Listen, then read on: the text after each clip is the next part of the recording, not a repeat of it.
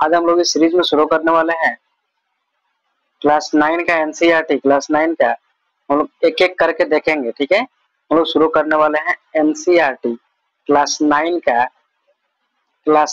NCERT का geography शुरू करने वाले हैं, ठीक है। तो ज्योग्राफी आज हम लोग देखेंगे चैप्टर 1, ज्योग्राफी चैप्टर 1 देखेंगे क्लास 9 का, ठीक है। तो आप लोग अंदाजा लगा सकते हैं कि एनसीईआरटी कितना जरूरी है।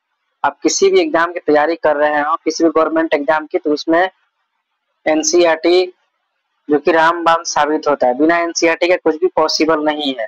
बिना एनसीईआरटी पढ़े आप लोग जेई, नेट या नीट या कोई भी गवर्नमेंट एग्जाम या कहीं भी एंट्रेंस नहीं निकाल पाएंगे। ये बहुत ही इंपॉर्टेंट होता है, रामबाण साबित होता है, ठीक है।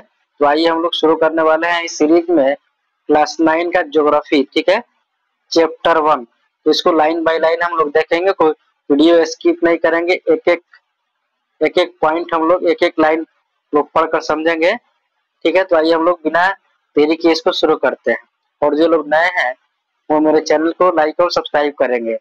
तो चैप्टर है हम लोगों का पहला, भारत, आकार और स्थिति। भारत का साइज और लोकेशन इसका, ठीक है। भारत का साइज और लोकेशन हम लोग देखें, चैप्टर 1 है। इसका लाइन बाय लाइन हम लोग आइए शुरू करते हैं, पढ़ते हैं। फर्स्ट है, भारत विश्व का प्राचीनतम आकृतियों संस्कृतियों में से एक है। पिछले 5 दशकों में भारत ने सामाजिक आर्थिक रूप से बहुमुखी उन्नति की है। कृषि, उद्योग, तकनीकी और सर्वांगीण आर्थिक विकास में अद्भुत प्रगति हुई है। भारत का विश्व इतिहास में महत्वपूर्ण योगदान रहा है। अब स्थिति देखते हैं, जो कि लोकेशन देखते हैं, ठीक है। भारत एक विशाल देश है। भारत कैसा देश है, सब कुछ जानते ही है। भारत कैसा है, भारत हम लोग का विशाल देश है। भारत कैसा देश है, ये भारत हम लोग का विशाल देश है। थोड़ा कलर चेंज करता अच्छा लगेगा। भारत एक विशाल देश है। ये उत्तरी गोलार्ध में स्थित है। इंडियन मैप में देखिएगा, इंडियन मैप में ऐसे देखिएगा तो भारत हम लोग का बता देते हैं। हम लोग का इंडिया किधर है, तो ये इंडिया है, ठीक है।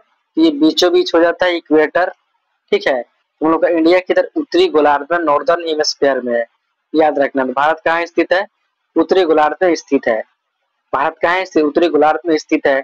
इसका मुख्य भाग 84.8 डिग्री 4 मिनट उत्तर से 37 डिग्री 6 मिनट उत्तर अक्षांश तथा 68 डिग्री 7 मिनट पूर्व से 97 डिग्री 25 मिनट पूर्वी देशांतर तक है। कर्क रेखा 23.5 डिग्री उत्तर में देश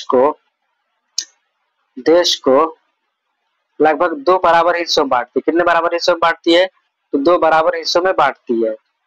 2 बराबर हिस्सों में बांटती कौन, कर्क रेखा 2 बराबर हिस्सों में बांटती है। मुख्य भूभाग के दक्षिण पूर्व में अंडमान और निकोबार द्वीप समूह, बंगाल की खाड़ी में तथा दक्षिण पश्चिम में लक्षद्वीप समूह, दक्षिण में कौन, लक्षद्वीप समूह अरब सागर में स्थित है।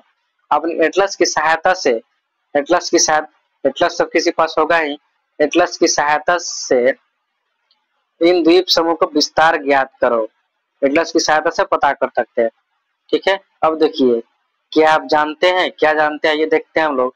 आकार थोड़ा देख लेते हैं, ये क्या है।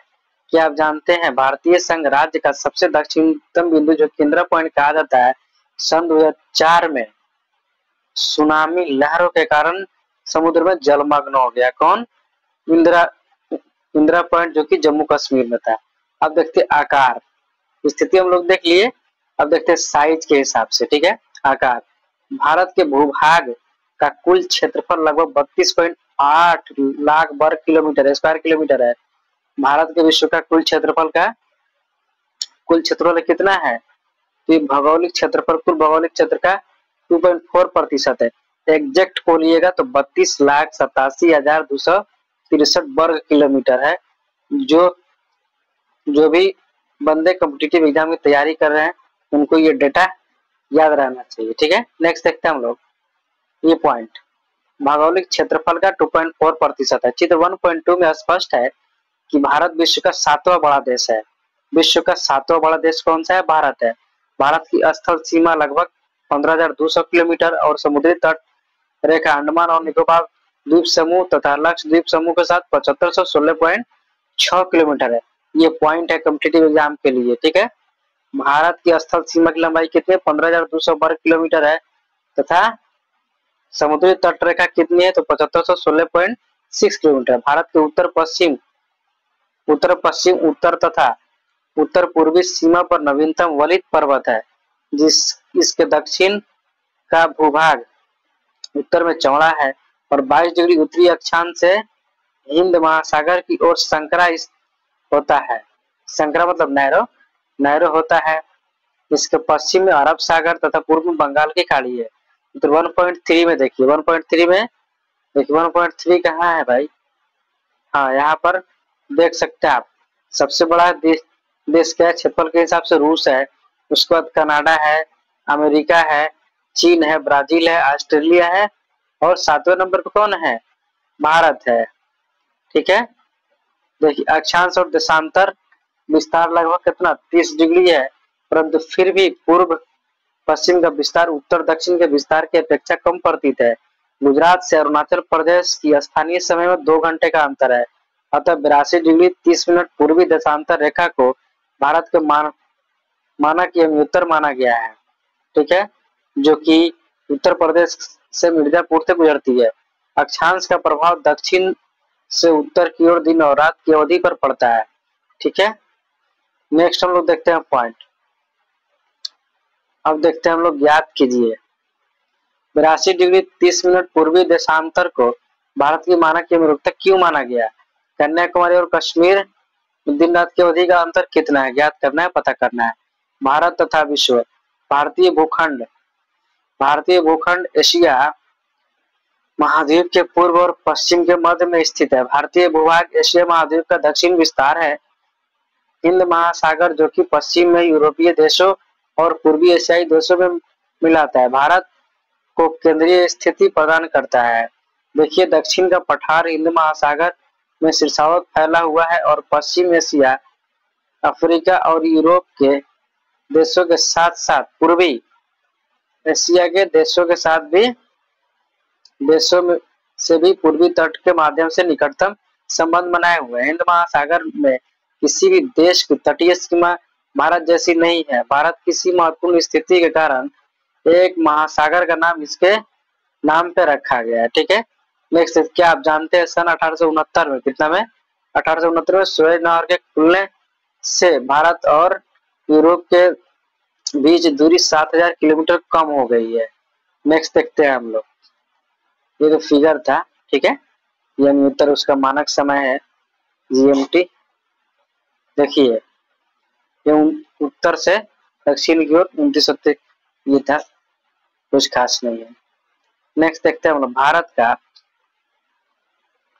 भारत का विश्व के देशों के साथ संपर्क युगों पुराना है, परंतु इस संबंध समुद्री जलमार्गों की अपेक्षा भूभागों से होकर था। उत्तरी पर्वतों के दर्रों से अनेक यात्री प्राचीन काल में भारत में आए, जबकि समुद्री मार्ग से बहुत समय तक ज्ञात नहीं थे।